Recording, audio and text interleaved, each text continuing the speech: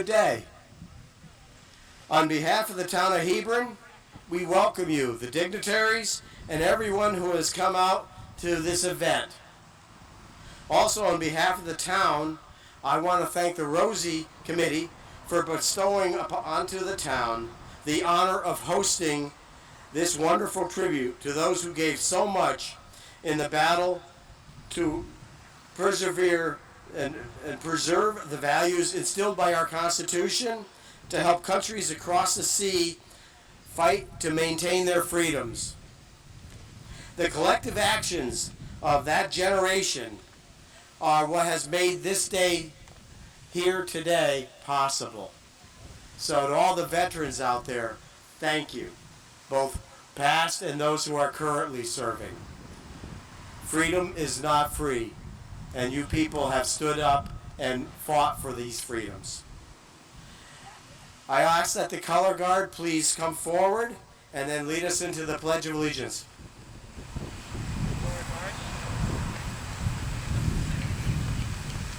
Well, present the colors. About. Okay.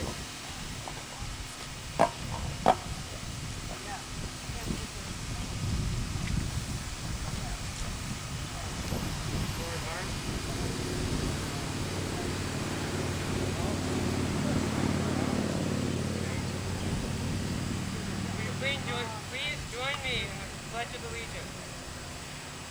Pledge allegiance to the flag of the United States of America and to the republic for which it stands, one nation, under God, indivisible, with liberty and justice for all.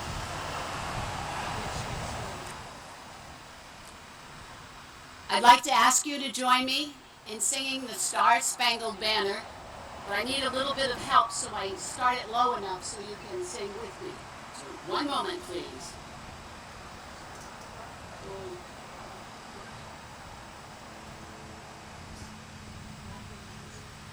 Oh, say, can you see by the dawn's early light what so proudly we hailed at the twilight's last gleaming, whose broad stripes and bright stars through the perilous fight o'er the ramparts we watched were so gallantly streaming, and the rockets ripped clear, the bombs bursting in air gave proof through the night that our flag was still there. Oh, say, does that star-spangled banner yet wave o'er the land of the free and the home of the brave? Thank you. We were supposed to have an MC today, but she couldn't be found. I happened to be up on a wing of a plane, putting rivets in the wing, and I thought, what a great day for a break. I'll take a break and I'll be the MC. So, I'm here for the duration. Anyway, the next speaker we're really privileged to have. It's Gretchen Cofield, and she's the American president of the American Rosie the Riveter Association. She's going to tell us about the Rosies, maybe one of her relatives, the history, and so on, and how we could even get involved. Gretchen Cofield.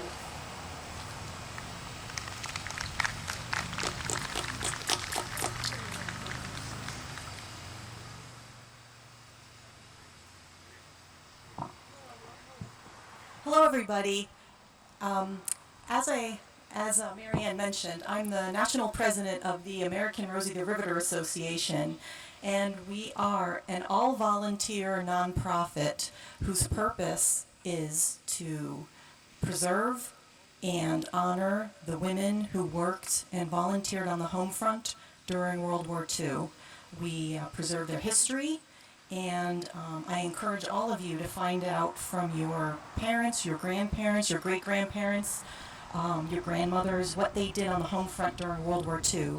I got involved because my grandmother was a Rosie, and she worked on the assembly line at Chansvot building the Corsair airplanes when she was married and had a child.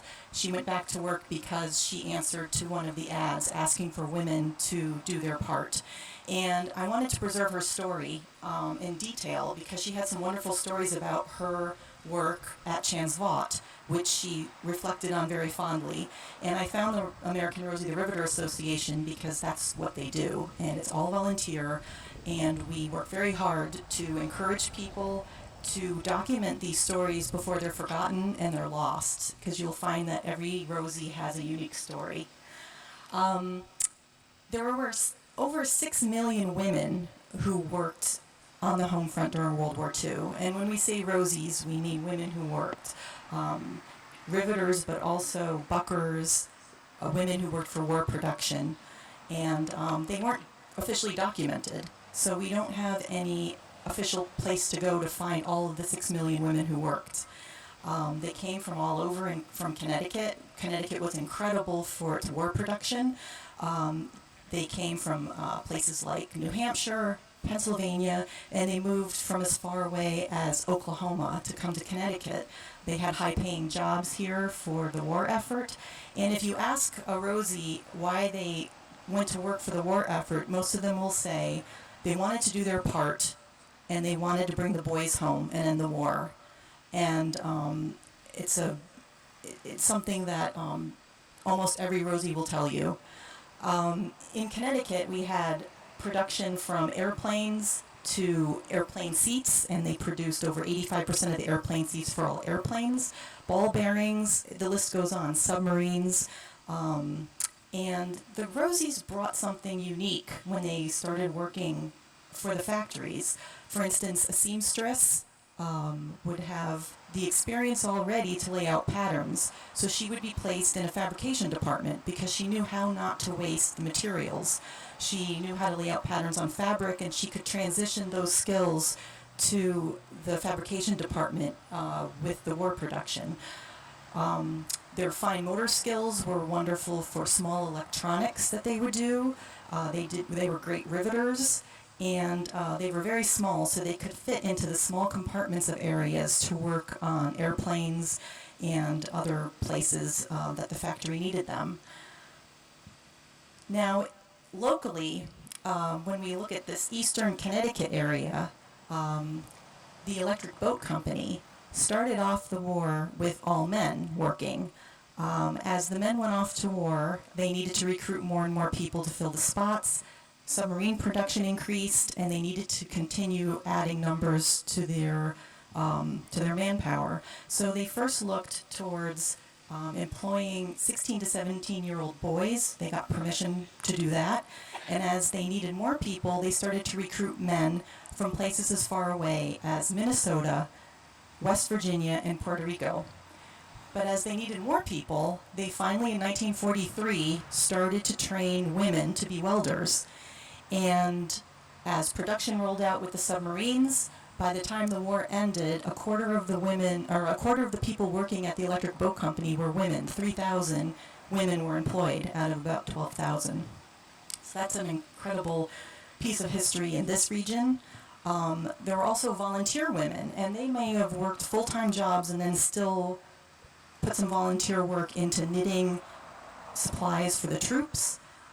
They were aircraft spotters. They were collecting scrap and doing scrap drives. And an interesting part about the aircraft spotting is when I first contacted Mary Ann about putting in a Rosie the Riveter rose garden at this historic location, I found out that she is the great-granddaughter of of a Rosie who was a spotter here with a diary talking about during the war her experiences and her description about being a spotter. It led me to start looking into other research about spotting in Connecticut, and there were spotting posts that were hills, prisoner towers, the prison towers, fire stations.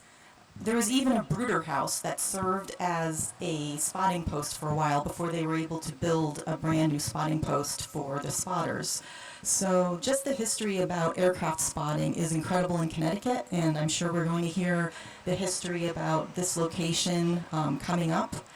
But in the meantime, I wanted to say thank you to the community, thank you to Mary Ann, thank you to the Historic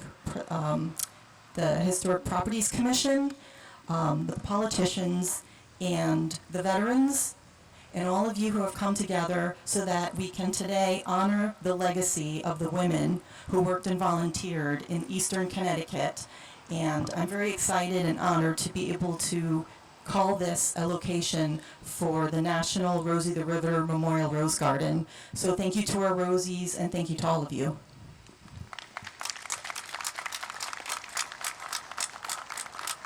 Hi, this is Congressman Joe Courtney. I'm speaking to you from Washington, D.C. in my office at the Rayburn Building. The House is in session today, and unfortunately, because of schedule, it's going to be impossible for me to join the American Rosie the Riveter Association event in Hebron, Connecticut, which, again, I just think is just a fantastic initiative. I want to thank Gretchen Caulfield and all the folks in Hebron, again, who are gathering at the Civilian Observation Post. I was there a few years ago when the building was opened, and recall just how excited, particularly the Boy Scouts were, who made that such a big project. And really, it is just so wonderful that you're putting the spotlight on an important part, not just of American history, but Connecticut history. Particularly in 2020, when we're celebrating or observing the 75th anniversary of the end of World War II. It's really important for people to really know that Connecticut was an essential part of the huge mobilization of our industrial base to really provide the tools that were needed to overcome fascism in Germany and Japanese imperialism in the Pacific. It was a really hard-fought battle, and lots of folks from the state of Connecticut served there. But as I think many people really today still describe Connecticut's effort, we were truly the arsenal of democracy during World War II. And when you read sort of the history of Winston Churchill's efforts to create a strong bond and alliance between the United Kingdom and the United States, it was clearly uppermost on his mind that the U.S. could really make a decisive difference in World War II, which again provided the resources and equipment that was necessary, as I said, to overcome that battle. Eastern Connecticut in particular, I think, has an important story to tell, and the 2nd District obviously is something I proudly represent. And that was the contribution that was made by women who were called to duty in terms of engine production, which again just cranked out massive numbers of engines that allowed our planes to fly in Europe and Japan. Again, there was textile mills that also produced critical resources for our troops in terms of making sure that they had uniforms. And one of the obvious sort of pillars of Eastern Connecticut is the Electric Boat Shipyard, which during the course of World War II, and it's really kind of a staggering statistic, produced 74 submarines to contribute to the war effort. A stunning number. Interesting story, Franklin Roosevelt actually visited Groton before Pearl Harbor to visit in the submarine base down there to again see for himself the efforts that he already had started in terms of building and boosting submarine production, because he clearly saw that the U.S. needed that essential part of our national defense. And again, we have a long tradition in Connecticut going back over 100 years today in terms of submarine production. I have with me just a wonderful book on the history of electric boat, which has some great photographs and which shows again the contribution that women made in the effort down at Electric Boat. Those are 3 women who are obviously dressed for work in the metal trades department to make sure that submarine production continued at its just historic level. And if there's examples of Rosie the Riveter that anyone sort of questions or doubts, I mean, those women there are perfect examples of it. And as the caption says, their slogan was "Keep 'em sliding," because they used to slide the submarines at time of launch. And again, they were part of that effort. Thousands who were trained up and who, again, became part of the successful war effort that, again, made the difference, particularly in the Asia-Pacific region. The submarine fleet was critical after Pearl Harbor in terms of holding the line before, again, the rest of our ships and aircraft were ready to take the fight to Japan. Again, the numbers in terms of women's contribution during that effort, if you read the history of Electric Boat, again, we are talking thousands. And again, they had to get trained up real fast because this is not work that you can just kind of do from scratch. And in terms of the quality of the work and the productivity of the work, women, again, just made an instrumental, decisive impact in terms of accomplishing that great feat. So again, to Gretchen and the team that put together this event today, thank you for again, really expanding the aperture of people's understanding of the war effort, again, on the 75th anniversary, and the incredible contribution that Rosie the Riveter made in terms of prevailing in that time of great darkness and need that our country really depended on. Lastly, I would just say Rosie the Riveter is definitely on the upswing. A couple days ago, I had the Secretary of the Navy down at Electric Boat Shipyard. And again, we were talking to some of the new hires that, again, as many of you know, is happening in bigger and bigger numbers over the last 7 or 8 years. And again, the presence of women in the workforce, both as engineers, designers, and metal trades is happening. And it is making that workforce better and stronger, and again, meeting the call, meeting the demand signal from our nation in terms of making sure that essential part of our Navy fleet is actually going to be there to protect our national security. Again, thank you for your great work. Look forward to seeing you all soon. And if you're in Washington, D.C., once we get past the pandemic, you're welcome to come visit here in the Rayburn building, and we can maybe share the great sort of description and story that is included in that history of EB that I just talked about. All the best. And now we'd like to dedicate the Rose Garden, so if all of the Girl Scouts present, Brownies, Girl Scouts, you know, all of you, and even some old ones who may have been Girl Scouts a generation ago, whatever. Anyway, and Gretchen, would you please also come up to the Rose Garden?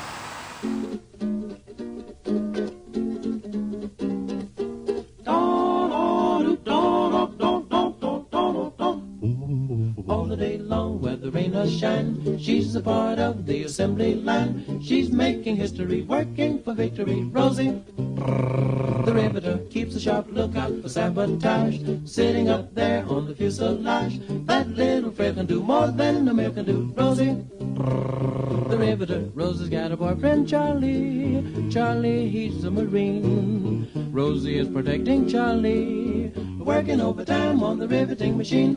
When they gave her a production knee, she was as proud as a girl could be. There's something true about red, white, and blue about Rosie the Riveter.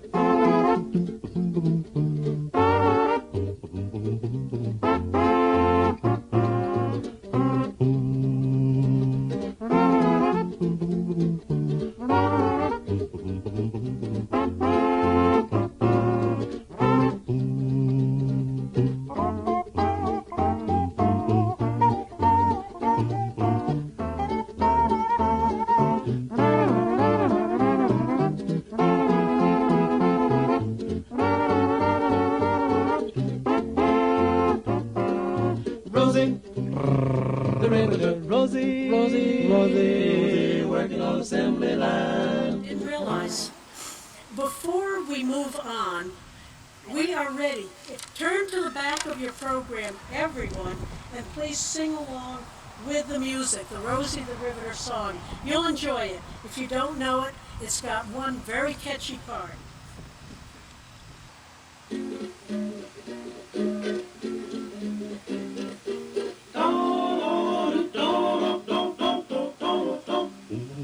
All the day long when the rain does shine, she's a part of the assembly line. She's making history, working for victory. Rosie the Riveter keeps a sharp lookout for sabotage, sitting up there on the fuselage. That little Fred can do more than a man can do. Rosie the Riveter. Rosie's got a boyfriend, Charlie. Charlie, he's a Marine. Rosie is protecting Charlie, working overtime on the riveting machine.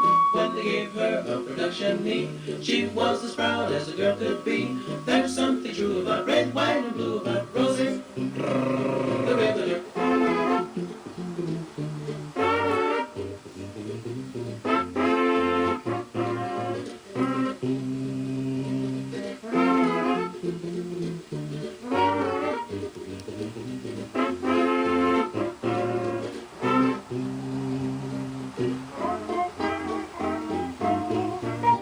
Might as well get up and dance. It seems to be going on.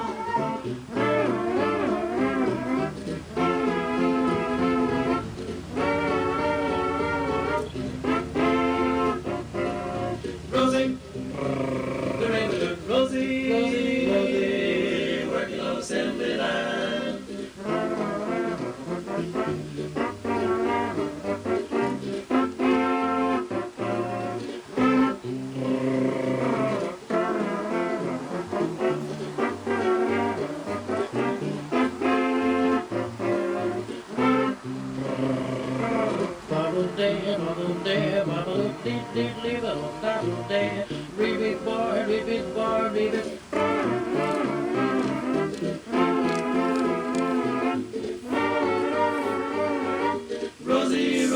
Rosie the Riveter on the assembly line.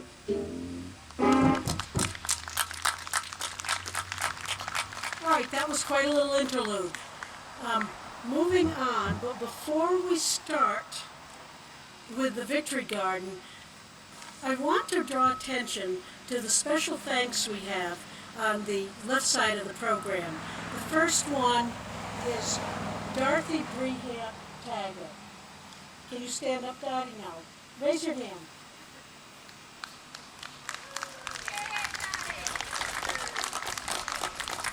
And Dottie is approximately 97.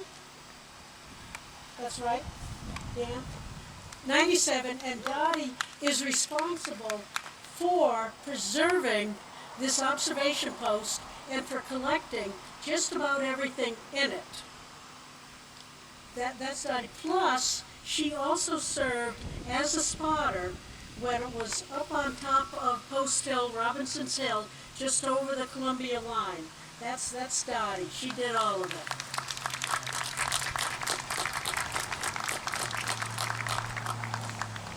And we have Bill Robinson hiding over there. Okay.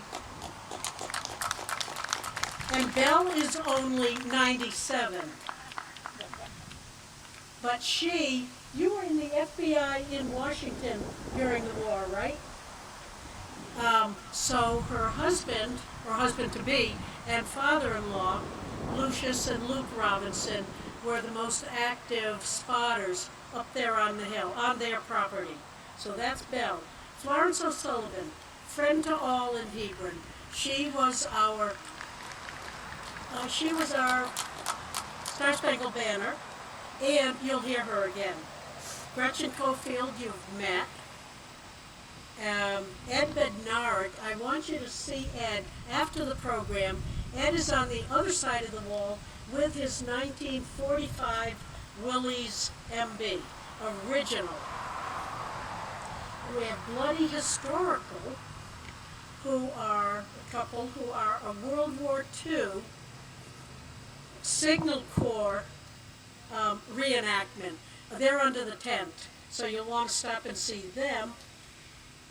You will see Casey and Reed because they'll be wandering around with bubbles, with stilts, with masks, they're Rosie and their Uncle Sam. You'll see them after the program. They'll be juggling. They'll be doing various things to entertain you. So thank you to Casey and Reed, who came all the way from Rhode Island, now that the Rhode Island folks are allowed to come across our border again. Sue Moran is the member of the commission who made all of these Rosie masks for us. Sue is hiding somewhere, right there. Reverend Ron, who will be the last one we hear before we leave today, will be doing the benediction. He's just from St. Peter's, just down the road. And Mal Lecter, right there, he's not just videoing and playing Courtney messages and playing Rosie the Riveter. He's arranged for an awful lot of the arrangement that we have between the setup of all of this stuff, the speakers. That's Mal. And I have left out his cohort in doing everything today, Dan Larson, who is the chair of the Hebron Board of Selectmen. He's hiding back there. You've met him already. These people all volunteered to be involved because they knew they could sit in the shade. Commission members are listed. I don't think we need to do that.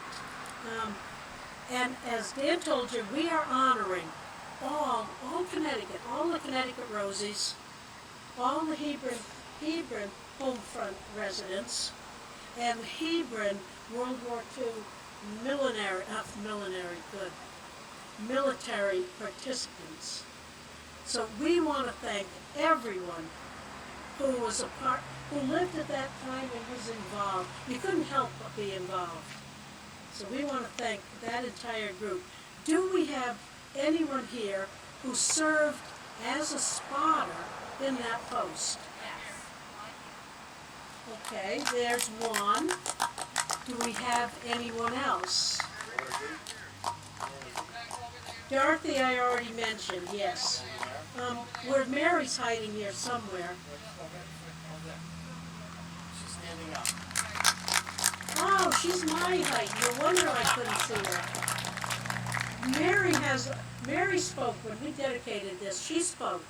And she, I think, anytime she was assigned to spotting, she was scared to death that an actual plane would fly over and she'd have to call and report it. And I'll throw in something else that Belle reported, that she had some people in Columbia, the other half of the group. One day they called in the report of a sighting, and you had to call Boston, the Boston Control Center. Well, when Boston learned of this, they said, that doesn't make sense. We have not heard of this particular plane as it flew along the route. It would have been called in at every point along the route. They hadn't heard anything of that. So they accepted it and hung up, and then the people, I guess it was a couple that called it in. Closer. And then they, oh shoot. This is the most important line, I better get back here. After they called it in, they looked, and darned if the plane they had just reported, it flapped its wings and flew off. True story, right, Belle? Yep. Now, who have I left out? Yeah, you only have a couple sentences. Well, I wanted to say I started being in volunteer work at my mother started me at a very young age. We worked at 12 to 2 a.m. We had to call in on that and report the plane flying out of Boston going south, and that was pretty thrilling. But in the meantime, I've gotten into other after starting the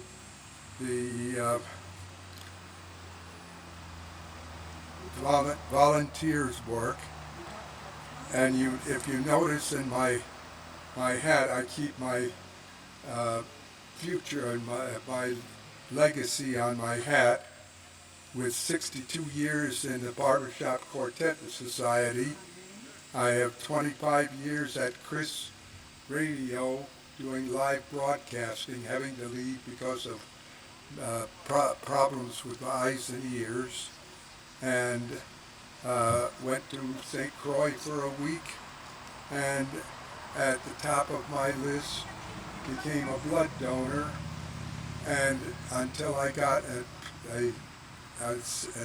was taken off of the list, I was at 40.5 gallons of blood, and they gave me blood saving medication, and I've only got it as a memory now. But for the young people, start volunteering young. For the older people, get your kids into volunteering. It lasts a lifetime. All started with the watching up on the hill. Thank you.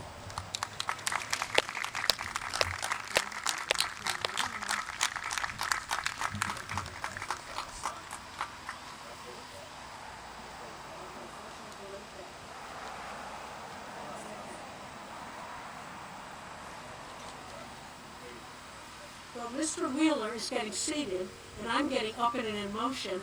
Let's move on to Pat Larson, who's going to tell us about the gardens that we have, both Victory and Rosie. I mean, you've learned a lot about Rosie, but we've got our own rose garden, but it had problems. Pat Larson. I just told everything I was going to say. No, you didn't. Good afternoon, everybody. The United States was not the only place that had Victory Gardens. They had them in Australia, Great Britain, Canada. They were called Digger, or Digging for Victory. The people were growing fruits and vegetables and herbs. They were encouraged by the governments to plant these gardens to help reduce the pressure of the public food supply so that could go over to the troops, and the government wouldn't have to spend so much on food, and they could use it to buy ammunition or whatever they needed.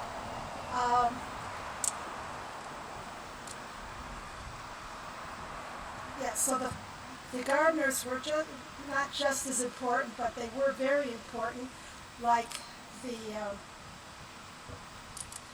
Rosies, because they helped to supply the food, so some of the farmers would go to work, not go to work, they would go to the military. In May of 1943, there were over 18 million Victory Gardens just in the United States. They were on the grounds of the White House. They were in the cities, like in parks or vacant lots, as well as in people's backyards. People were growing and canning their own food back then, just like we are doing now with the pandemic. There are more people canning today, and canning lids are becoming very scarce for those of us who can. Our Rosie the Riveter roses have had trouble this year, but we are coming back with some tender care. Thank you.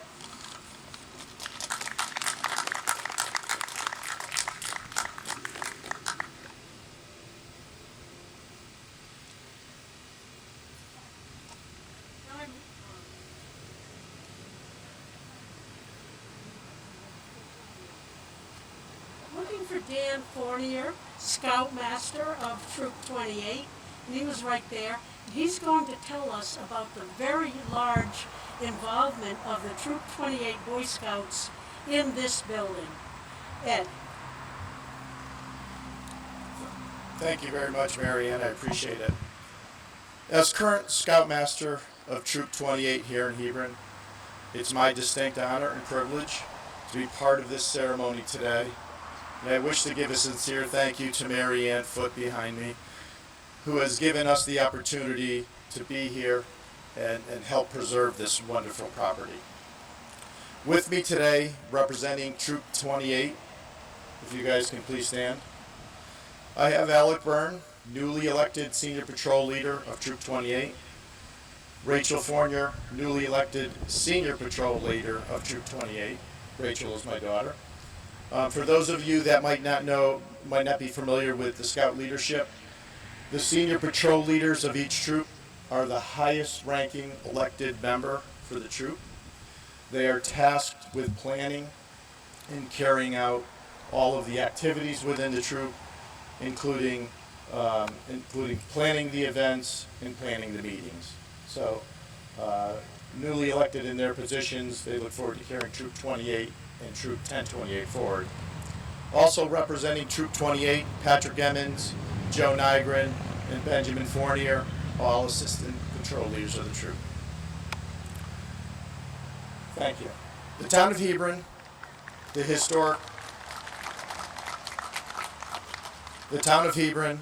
the historic Properties Commission, and Troop 28 have all shared the wonderful history in preserving and protecting this building that you see standing behind me. This landmark site has been the central focus of the Troop 28 program in preserving and protecting this building. And I want to share with you just some of the accomplishments Troop 28 has completed in this building. Trevor Averill did an initial preparation of the siding and paintwork to the exterior of the building. Connor Sabia oversaw the initial site preparation, footings, as well as overseeing Chipper Massey and the country carpenters who did the actual building relocation to this site today. Mike Amato restored the windows, replaced the door, floor, ceiling, and interior painting. Tom Izzarelli shingled the lookout tower that you see, the most notable part of the structure, which had been replaced by country carpenters, and also built a walkway and railing and completed a restoration that you see on the top section of the building.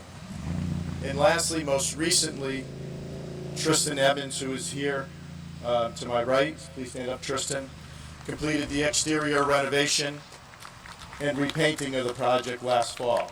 So thank you for that. All of these projects have helped preserve and protect this wonderful property. And again, it is my honor as Scoutmaster of Troop 28 to stand before you today, representing all of the past leaders of Troop 28 and all of the future leaders of Troop 28, whose job it is to maintain a lifetime stewardship of this building along with the town of Hebron and under the guidance of the Historic Properties Commission. So again, thank you, Marianne, for inviting me here today, and I appreciate the opportunity to share with you some of the projects that we've completed in the past. Thank you very much.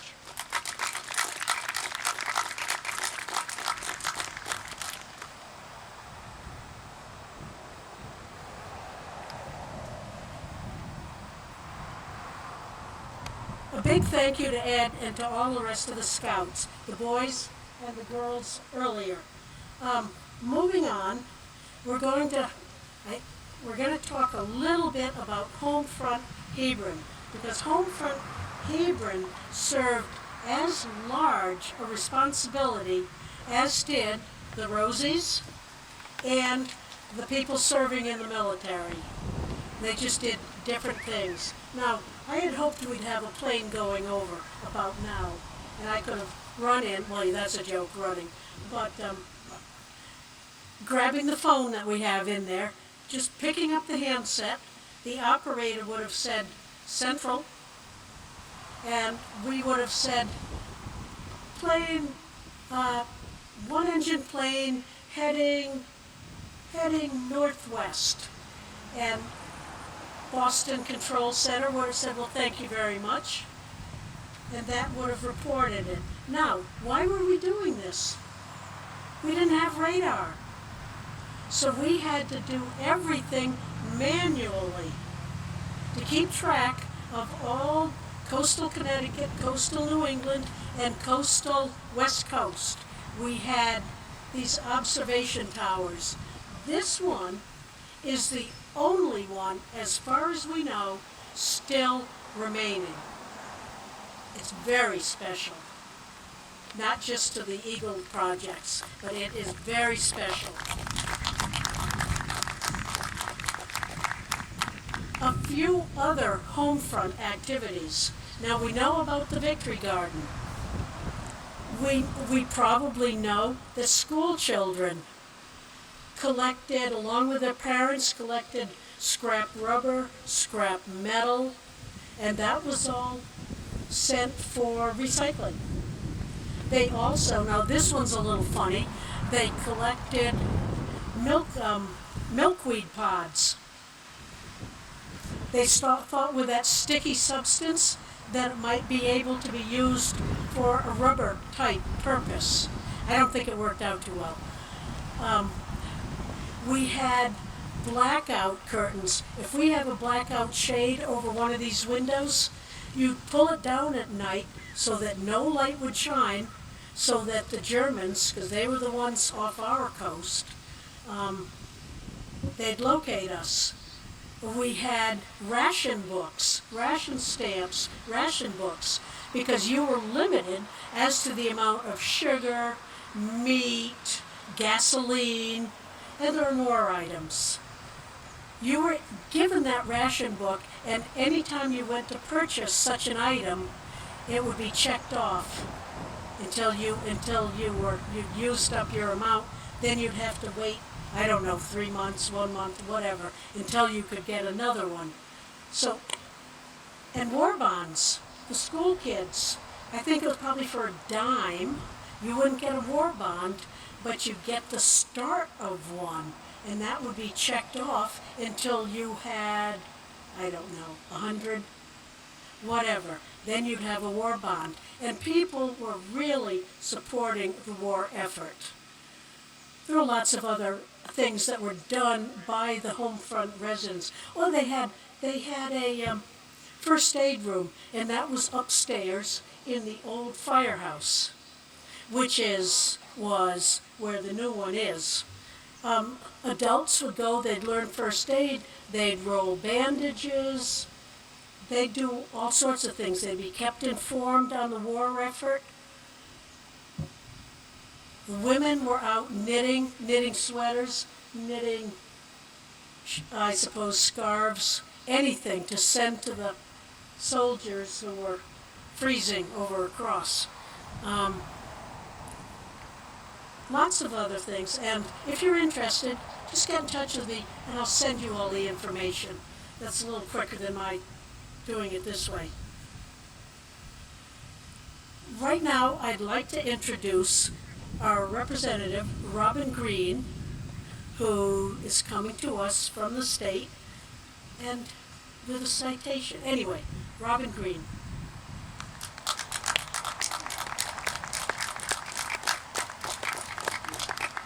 Thank you, Marianne, and thank you for having me at this wonderful event. They say this generation is the greatest generation of our time, and they're right. This is a generation that worked together for the good of the nation. When our men went off to war, our women stepped up, and they stepped out of their traditional role, and they stepped into the factories and into the communities. It is these women, the Rosies, who kept our community going. I'm proud of our Rosie Riveters for keeping our nation working, and I'm proud of the fact that they were able to maintain the home front as our men were off protecting our nation. A big thank you to our Rosie Riveters. I'd like to present this citation to the Hebron Historical Society. Be it hereby known to all, the Connecticut House of Representatives hereby offers its sincerest congratulations to the Hebron Historical Property Commission in recognition the dedication of the Rosie the Riveter Memorial Garden at the site of the World War II Civilian Aircraft Observation Post in Hebron. This memorial recognizes the hard work and sacrifice of women on the home front that kept America running during World War II. Given on this day, the 23rd day, August 2020. Thank you so much.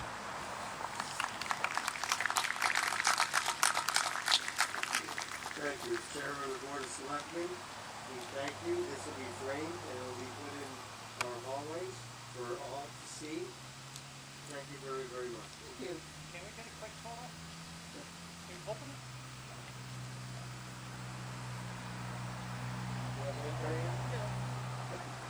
That was quick. Thank you. Thank you.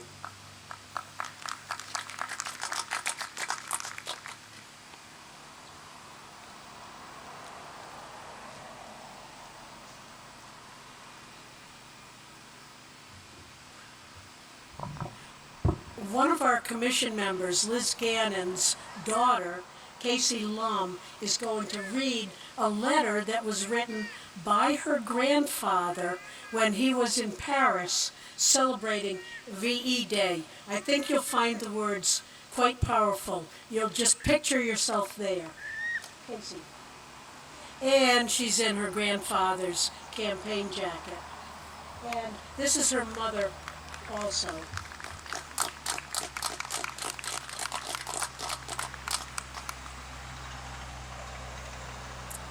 Hello everyone, it is an honor to be here. My mother just placed a photograph of my grandfather who served in the war, and he wrote many letters while he was especially in Paris. This one is talking about VE Day, and I thought it was quite interesting. He writes to my grandmother, "Before I start on your most recent letters, I want to tell you that I was in Paris for the big news and big celebration. But before going in, I went on sick call about my leg. The fellows took 2 x-rays and the doctors read them and said they were negative. No bone damage.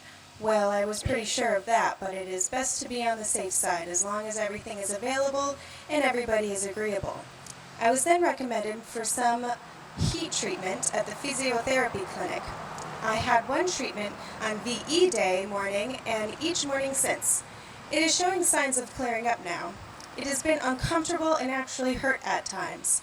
Well, on VE Day morning, it was announced that everyone was to have an extra day off either Tuesday or Wednesday. Although I had just had my treatment and my leg was sore, I still wanted to see Paris." Whoops. Where was I? It gets interesting, bear with me. I conferred with Andy, and he felt that since we were together in London on D-Day, it was sort of fitting that we would be together in Paris on VE Day. That was all I needed. Andy arranged transportation for us in an ambulance together in Paris. That was going to Paris, so that meant no walking, well, not at the start. There was no organized celebration in Paris and no special ceremony except a religious one with Glenn Miller's band worked in somehow at the La Trocadero, and for which we arrived just too late, but the trip was not in vain as we saw the Trocadero in all its splendor with its many fountains gushing water. It was quite a sight, and an unusual one because the fountains don't operate very often. Andy got off quite a few cracks about the French plumbers. Probably you have read about the Paris crowds and some of the antics and ceremonies, etc. I cannot do justice to it all in just a few thousand words. Suffice to say that all Paris turned out and the Parisians were greatly augmented by Americans, British, Canadians, and Russians, Poles, Greeks, Moroccans, Algerians, and, well, you know the roster of all the allies as well as I. They were all over the place, scads of people, all over, everywhere. I've never seen such crowds, and that includes the American Legion convention in Times Square a few years back. Why, the crowd at the Trocadero alone was comparable with the crowd right after a big football or baseball game, and that was only in one section. People were everywhere, all day long into the night. We walked along the Champs Elysees, and in the afternoon, it was everywhere, all day long and all night.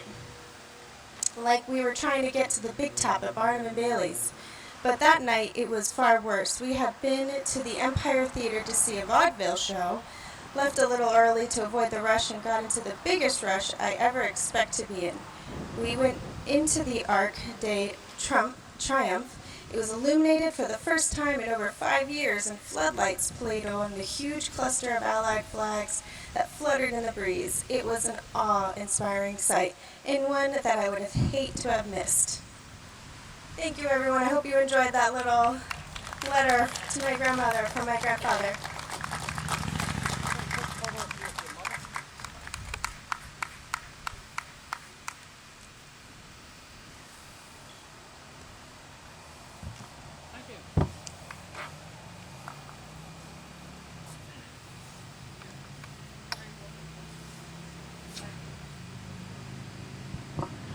And now we have Tom Brancato, who represents the VFW Post 95 here in town. He's going to talk about specific Hebron World War II history. Tom Brancato. Tom served in Vietnam.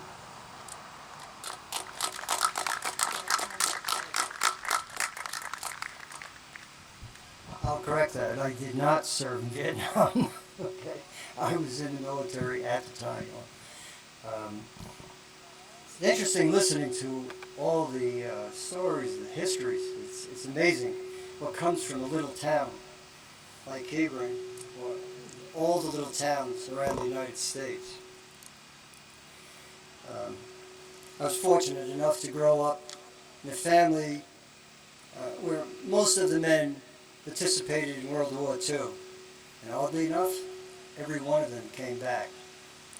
One crashed his B-24 Liberator into the ocean, floated for 5 days, and was rescued. Went on to become a fighter pilot. Very proud of him. That's just one. And here I am to talk about Rosie the Riveter. And as I looked into it, basically we're talking more about time period and an emotion that took place amongst most citizens in the United States. I am one of the millions of citizens that was in the military services. We came from all the states, cities, and towns like Hebron. We raised our hand if a family member was in the military. Our standing enemies know us as a nation that has differences, yet when we are threatened, we become an unbeatable force, never defeated.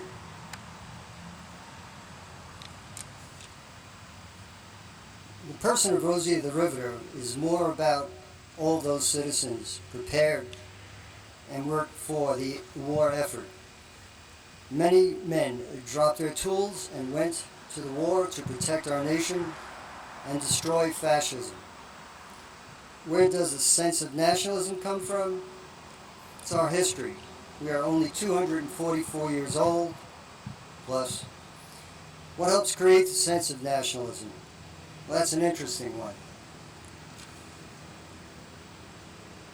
First of all, nationalism comes from knowing you belong to a specific nation. How do you define our nation? We define it by our boundaries. We define it by our common language. We define it by our laws based on the Judeo-Christian culture. Our culture is always in conflict with communism, fascism, and other fanatical government structures. We are an island, a people who live free and involved locally and in central government.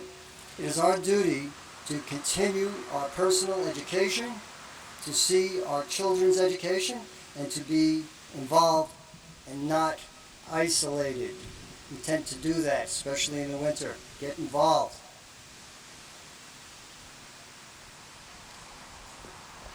I guess we all are involved one way or another, but when it comes to education, you can't be too involved. As adults, make sure you take the time to use time with your grandchildren to educate them one way or another. You don't have to have a teaching degree. See that they're involved with right organizations as they grow up. Continue to direct them. The older you get, the older they get. It's the space between the two of you remain the same. Continue to educate right to the end. Thanks a lot. Have a great day.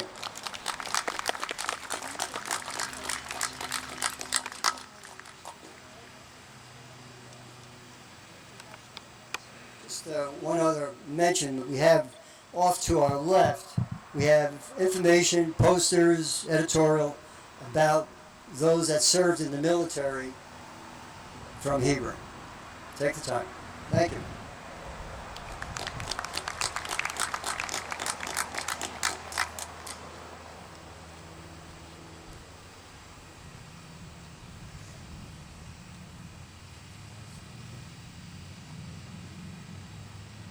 I walk as if I had a tough time getting home from somewhere, but it's not true. Anyway, right now, we are privileged to have State Senator Catherine Austin, who herself served in the military. So she's representing that part of our occasion today, representing the military.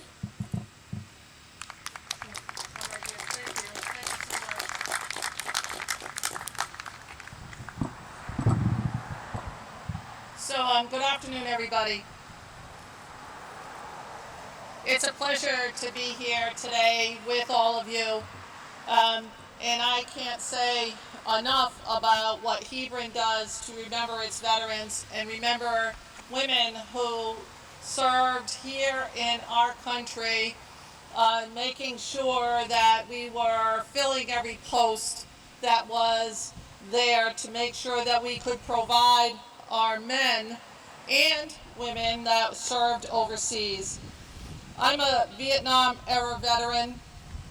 I was a Chinese linguist when I was in the military, and I served overseas in Misawa, Japan. I was thrilled to be a part of the military, and I think it was the single best decision I made in my life because it clearly outlined what our country is all about. It showed me that there isn't any greater country than the country that we live in. It showed me that we have the most freedoms. It also showed me that none of that is free. It takes all of us working together to exemplify the morals and the ethics of this great country of ours. So, in World War II, women, and I would just say, for the record, that women have served in every single war that we have had in this country. Some of them disguised themselves as men. Some of them were actually in the military, and some of them died in lieu of our service for our country. And as great as this is here, we do have what we believe is the only memorial for women who served in the military in Sprague, in our Sprague Veterans Memorial Park. If you get a minute, stop down there. Nearly 19 million women held jobs during World War II. Many of these women were already working in lower paying jobs or were returned to the workforce shortly after the Depression. 3 million new female workers entered the workforce during the time of the war. Women responded to the call of the need the country was displaying by stepping up to fill positions that were non-traditionally filled by women. They worked in heavy construction. They took roles in lumber and steel mills. Physical labor included unloading freight, building dirigibles, which are airships similar to air balloons. Women made munitions and much more. And surprisingly, many women found that they enjoyed these non-traditional roles. When the men returned Some of them returned to the traditional roles that women had, but not all. Many stayed in their roles and served our country working in the steel mills and under heavy construction so that they could provide for their families at the higher paying wage. Congressman Courtney said earlier,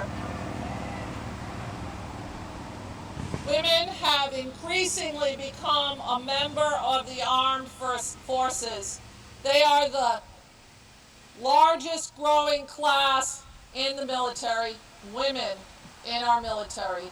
That is the fastest, quickest growing members of our military forces. Thank you very much for letting me speak to you today.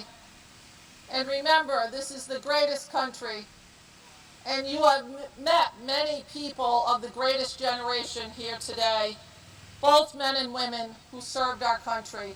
We should give them another round of applause for staying with us all this time and serving our country better than anybody else. Thank you very much. Oh, and I have a citation here too. It's be it hereby known to all that the Connecticut General Assembly offers its sincerest congratulations to the Connecticut Corsairs Chapter, American Rosie the Riveter Association. It's introduced by both Robin Green and myself. The dedication of the 2nd Congressional District's Rosie the Riveter Memorial Rose Garden in Hebron, Connecticut, whereas 2020 marks the 75th anniversary of the end of World War II. We gather to dedicate a memorial to the women of the greatest generation who worked tirelessly on the home front to keep America running. It's wonderful to be here today to represent them all. Thank you. Please go.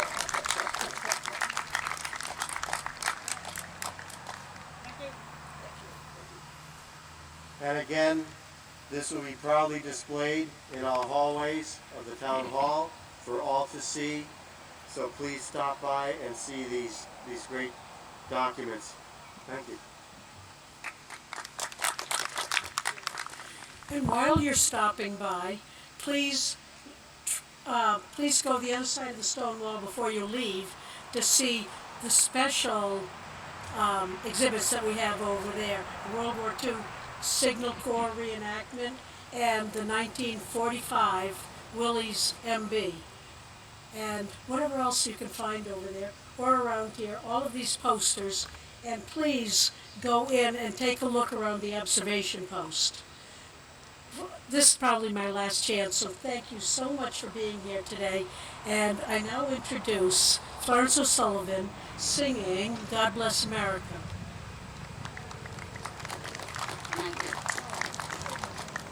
Would you please stand and join me in this wonderful song? God bless America, land that I love. Stand beside her and guide her through the night with the light from above. From the mountains to the prairies to the oceans white with foam. God bless America, my home, sweet home. God bless America, my home, sweet home. Thank you for being here today.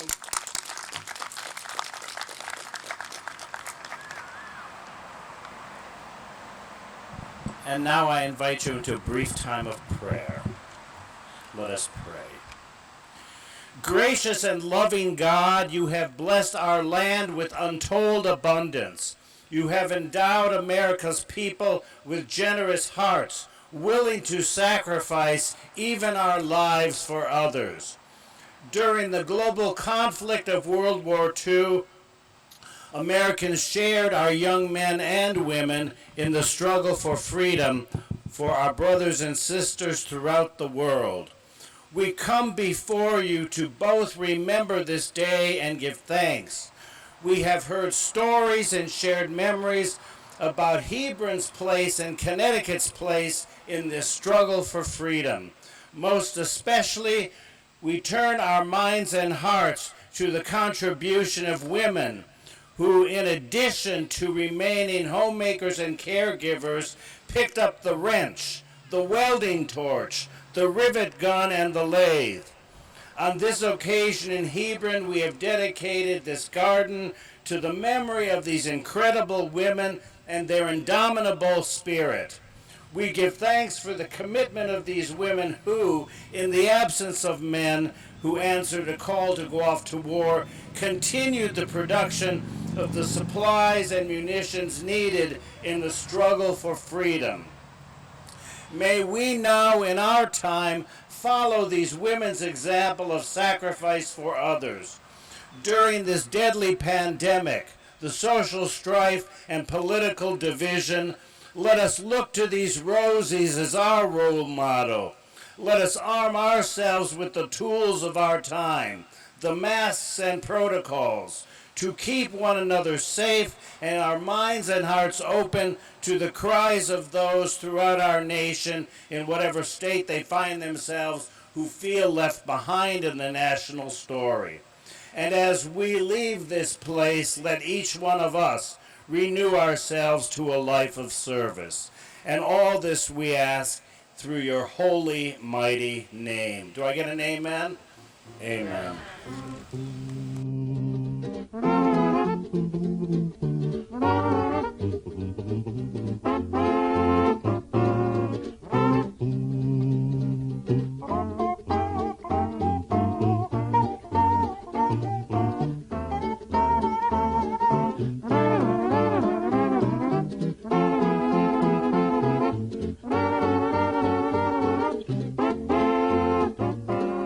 Rosie, the Riveter, Rosie, Rosie, Rosie, working on assembly line.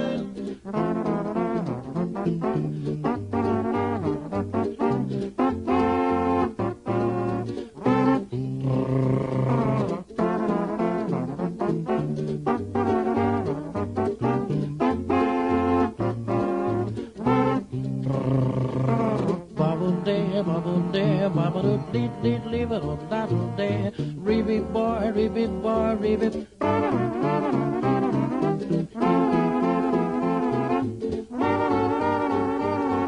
Rosie, Rosie, Rosie, the Riveter.